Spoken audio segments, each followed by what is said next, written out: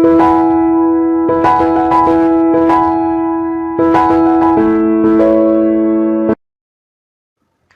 Students, आज हमारी first class है इकोनोमेट्रिक की, जिसमें हम कुछ बेसिक कंसेप्ट्स पढ़ेंगे इकोनोमेट्रिक के।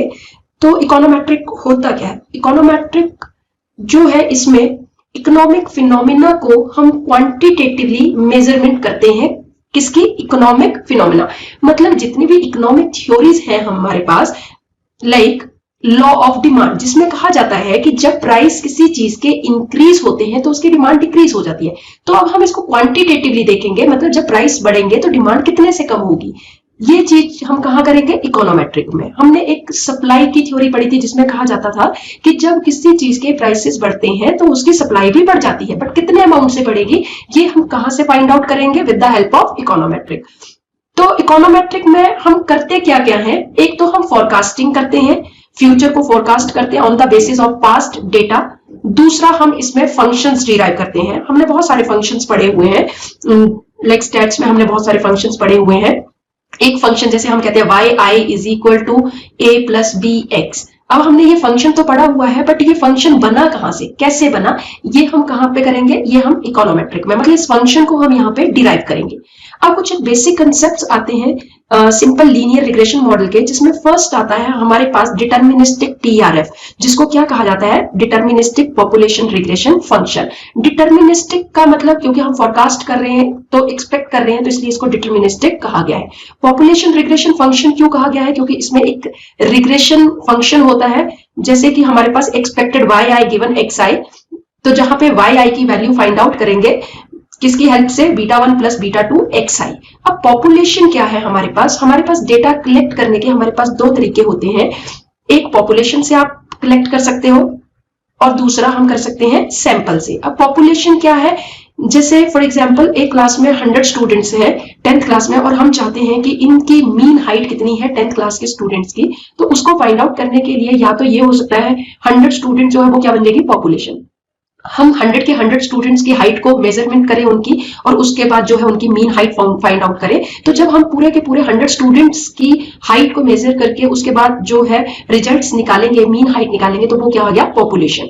और दूसरा सैंपल, हमारे पास इतना टाइम नहीं है कि 100 के 100 स्टूडेंट्स की हाइट को हम मेजर कर सके। हम इसमें से 20 स्टूडेंट्स को रैंडमली लेंगे और उनकी हाइट को मेजर करेंगे, और हम ये कहेंगे ये 100 स्टूडेंट्स की हाइट भी इतनी ही होगी। मतलब जो सैंपल की कैरेक्टरिस्टिक्स है वही पॉपुलेशन की भी कैरेक्टरिस्टिक्स होंगी।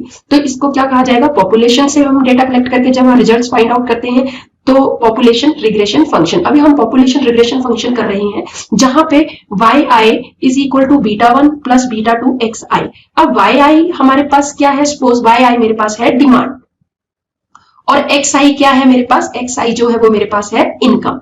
अब जो मेरे पास डिमांड है वो डिपेंडेंट वेरिएबल है, जो कि हम फाइंड आउट कर सकते हैं with the help of independent variable. अब इंडिपेंडेंट वेरिएबल यहाँ पे क्या हो गया? इनकम, जो किसी चीज के ऊपर डिपेंड नहीं करती है, इंडिपेंडेंट वेरिएबल होता है।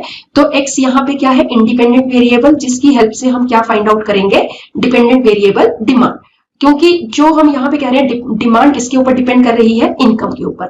तो इक्वेशन में हमारे पास रिग्रेशन इक्वेशन दे रखी है, रिग्रेशन फंक्शन दे रखा है yi is equal to β1 plus β2 xi। अब β1 और β2 यहाँ पे क्या है? इंटरसेप्ट और स्लोप है, क्योंकि ये फंक्शन जो है पॉपुलेशन के ऊपर बेस्ड है। पॉपुलेशन से सारा डेटा हम कलेक्ट करके कर रहे हैं, तो इसलिए इसको क्या कहा जाता है? Population regression function. β1 क्या है? इंटरसेप्ट, और β2 क्या है? Slope coefficient. अब β1 इंटरसेप्ट क्यों कहा जाता है? इंटरसेप्ट होता क्या है? इंटरसेप्ट वो होता है जो कि किसी चीज के ऊपर डिपेंड नहीं करता है, और स्लोप जो है जो इंडिपेंडेंट वेरिएबल के साथ चेंज होगा। फॉर एग्जांपल हमारे पास फंक्शन डिमांड फंक्शन क्या था? yi is equal to β1 plus β2 xi। जहां पे yi की वैल्यू फाइंड आउट करनी है, तो yi की जब वैल्यू को फाइंड आउट करेंगे तो β1 एक डिमांड हमारी ऐसी होती है जो हमें करनी ही करनी है, चाहे इनकम हो चाहे ना हो। मतलब हमें, जैसे हम कहते हैं हमें खाना तो खाना ही है, तो β1 क्या हो गया? मतलब 100 रुपीज की कंजम्पशन, तो कम से कम 100 रुपीज तो मैं खर्च करूंगी रोज खाने के ऊपर। तो 100 क्या हो गया? β1, मतलब इंटरसेप्ट। इनकम नहीं होगी तब भी मुझे 100 रुपीज जो है वो खर्च करने ही पड़ेंगे। दूसरा स्लोप कोफिशिएंट MPC, जिसको कहा जाता है मार्जिनल प्रोपेंसिटी टू कंज्यूम, β2। तो β2 सपोज ये है 20%, जो कि इनकम के साथ चेंज हो जाएगा। मतलब इनकम चेंज होगी तो हमारी डिमांड भी चेंज हो जाएगी। सपोज मेरे पास इनकम जो है वो 100 है, तो मेरी डिमांड कितनी हो जाएगी इस केस में? 100 प्लस 20% ऑफ 120, तो मेरी टोटल डिमांड जो है इस केस में कितनी बन जाएगी 120। अब इसी में नेक्स्ट एग्जांपल लेते हैं। सपोज वाई आई जो है मेरे पास अब फाइंड आउट करना है, जिसमें इंटरसेप्ट जो है 100, मेरे को तो 100 इंटरसेप्ट उतना ही रहेगा, बट अब मेरी सपोज मेरी इनकम जो चेंज होगी वो 200 हो गई, तो अब मेरी डिमांड कितनी हो जाएगी, Y I is equal to 100 intercept plus 20% of income 200। तो अब मेरी डिमांड जो है इंटरसेप्ट स्लोप चेंज हो गया। अब पहले कितनी थी 20 थी, जब इनकम 100 थी तब मेरी डिमांड कितनी थी, इनकम के साथ 20। अब जब मेरी इनकम बढ़कर 100 से 200 होगी तो 20% ऑफ 200 अब कितनी होगी 40, तो टोटल डिमांड अब मेरी कितनी हो जाएगी 140। अब नेक्स्ट हमारे पास आता है पॉपुलेशन रिग्रेशन लाइन। अब हमारे पास पॉपुलेशन रिग्रेशन लाइन, हम एक लाइन बना लेते हैं, लाइन ड्रॉ करते हैं, ग्राफिकली जब शो करते हैं पॉपुलेशन रिग्रेशन फंक्शन को तो उसको क्या बोलते हैं, पॉपुलेशन रिग्रेशन लाइन। जैसे हमने कहा था जब इनकम 0 होगी तो भी हमारी डिमांड जो है वो 100, क्योंकि इंटरसेप्ट है तो वो इतनी रहेगी ही रहेगी। अब जब हमारी इनकम एक्स आई जो है वो चेंज हुई, x1 हुई, तो हमारी एक्सपेक्टेड जो डिमांड थी गिवन xi वो चेंज होगी, बढ़ गई। अब जब हमारी इनकम चेंज होके कितनी होगी x2 होगी, तो expected demand yi given xi भी चेंज होगी। तो इस तरह से जो हमारा है इसमें चेंज होता रहेगा। अब हमारे पास नेक्स्ट जो कंसेप्ट आता है वो आता है हमारे पास नॉन डिटर्मिनिस्टिक और स्टोकेस्टिक और रैंडम पीआरएफ। इसमें नॉन स्टोकेस्टिक और नॉन डिटर्मिनिस्टिक का क्या मतलब हुआ, देखिए अभी हम रिलेट कर रहे हैं डिमांड को किसके साथ, इनकम के साथ। हमने ये कहा कि इनकम के चेंज होने से हमारी डिमांड चेंज होगी या इनकम के ऊपर डिपेंड करेगी। हम इनकम इतनी है, जैसे सपोज हमने कहा 100 हमारी इनकम है, तो हमारी डिमांड जो है उस टाइम पे कितनी रहेगी 50 की रहेगी, हमने इतनी प्रेडिक्शन कर ली। बट कई बार क्या होता है कि सिर्फ डिमांड जो है वो इनकम के ऊपर ही डिपेंड नहीं करती है, और भी बहुत सारे फैक्टर्स होते हैं। लाइक हमारे पास डिमांड तो हमारी प्राइस से भी इफेक्ट होती है, डिमांड फैशन से भी इफेक्ट होती है, डिमांड अदर गुड्स से भी इफेक्ट होती है, like substitute and complementary goods से।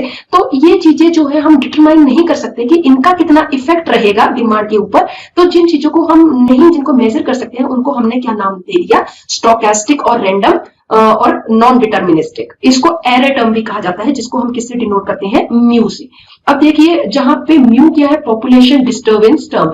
जैसे कि फॉर एग्जांपल हमने कहा कि जब हमारी इनकम 100 होगी तो हमारी डिमांड जो प्रिडिक्टेड होगी वो कितनी रहेगी 50 की रहेगी। बट जब हमने एक्चुअल में लोगों से जो डिमांड की फोरकास्ट किया कि जब इनकम 100 है आपकी तो आपकी उस टाइम पे कितनी डिमांड है, तो कई लोगों की 48 भी थी, किसी की 49 भी है, किसी की 50, किसी की 51, किसी की 52। बट हमने तो प्रिडिक्ट की थी कितनी 100 जब इनकम होगी तो हमारी डिमांड सिर्फ 50 की होगी। अब जो वेरिएशन आया वो किसकी वजह से आया, ड्यू टू अदर फैक्टर जिनको हम प्रिडिक्ट नहीं कर सकते थे, जिनको हमने क्या कहा था, नॉन डिटर्मिनिस्टिक और एरर टर्म, जिसको हमने किससे डिनोट किया था, म्यू से। ये हमने, तो ये हमारे पास Y I is equal to β1 plus β2 X I plus mu I, where mu I is error term, जिसको हम डिटरमाइन नहीं कर सकते हैं, जिसकी वजह से हमारी डिमांड जो है, जो हमने एक्सपेक्ट की थी 100 इनकम के ऊपर होगी, वो उतनी नहीं हुई और वो कम या ज्यादा होगी। अब नेक्स्ट कंसेप्ट आता है हमारे पास इसमें डिटर्मिनिस्टिक एसआरएफ। अब हमने पीछे किया कि हमारे पास डेटा कलेक्ट करने के दो सोर्स होते हैं, या तो हम पॉपुलेशन से कर ले या फिर सैंपल से कर ले।